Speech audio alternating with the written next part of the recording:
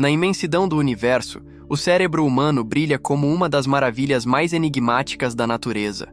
Mas por trás da complexidade das redes neurais e da dança de sinais elétricos, uma pergunta persiste: como a matéria, algo tão material e concreto, pode gerar algo tão abstrato e intangível quanto a consciência?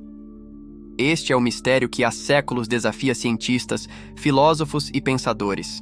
Nos anos 90, 2 cientistas embarcaram em uma jornada que poderia mudar para sempre a nossa compreensão sobre o que é ser consciente.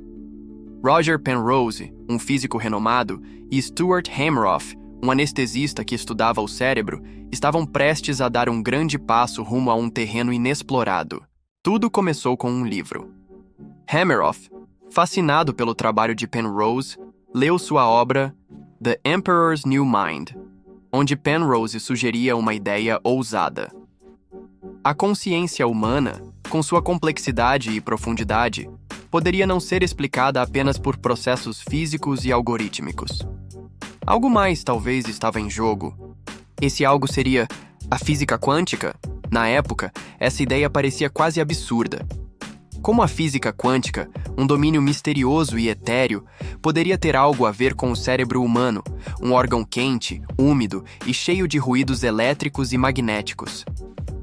Mas Hameroff, que já estudava os microtúbulos, minúsculas estruturas presentes dentro dos neurônios, fez uma conexão intrigante. E se esses microtúbulos, tão fundamentais para a estrutura das células nervosas, fossem os verdadeiros cenários onde a magia da consciência acontecia? Hameroff sugeriu que esses tubos microscópicos poderiam abrigar estados quânticos, fenômenos invisíveis e misteriosos que até então pareciam impossíveis no contexto biológico. Mas, ao juntar suas ideias com as de Penrose sobre a redução objetiva da função de onda quântica, um conceito no qual as partículas subatômicas tomam decisões sobre seu estado com base na geometria do espaço-tempo e na gravidade, nasceu a teoria que poderia explicar o inexplicável: a orquestração da redução objetiva, ORC-OR.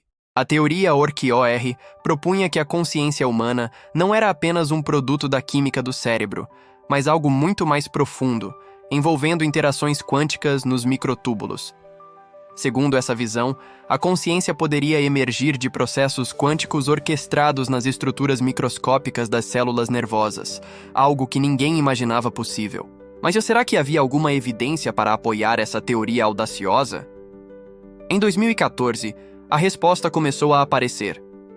O físico Anirban Bandyopadhyay e sua equipe fizeram uma descoberta que viria a ser um marco. Eles mostraram que os microtúbulos podiam sustentar vibrações quânticas, um fenômeno crucial da mecânica quântica. E mais, descobriram que essas vibrações poderiam acontecer dentro das condições quentes e úmidas do cérebro, algo que antes parecia impossível. O que parecia um sonho de Penrose e Hameroff estava de alguma forma se tornando realidade. Ainda assim, as perguntas persistiam. Como isso tudo poderia funcionar? O que significava essa descoberta para a nossa compreensão da mente humana e da consciência? Cientistas começaram a investigar mais profundamente, e uma pista adicional surgiu quando os anestésicos foram estudados em relação aos microtúbulos. Os cientistas descobriram que a perda de consciência induzida por anestésicos poderia estar relacionada à interferência com os processos quânticos nos microtúbulos, mais uma confirmação de que a consciência poderia ser, de fato, um fenômeno quântico. E como se isso não fosse suficiente, em 2024, uma nova descoberta levantou ainda mais as sobrancelhas da comunidade científica. Redes de triptofano, um aminoácido encontrado nas proteínas, começaram a mostrar sinais de superradiância, um fenômeno quântico no qual moléculas interagem coletivamente para emitir radiação intensa. Essas redes estavam presentes nos microtúbulos, fornecendo um novo indício de que os processos quânticos realmente poderiam orquestrar a nossa experiência consciente. Agora, a teoria ORC-OR não era mais uma ideia apenas teórica. Ela estava sendo sustentada por evidências experimentais que mostravam, cada vez mais, que a consciência humana poderia ser mais do que um simples reflexo de atividades cerebrais clássicas.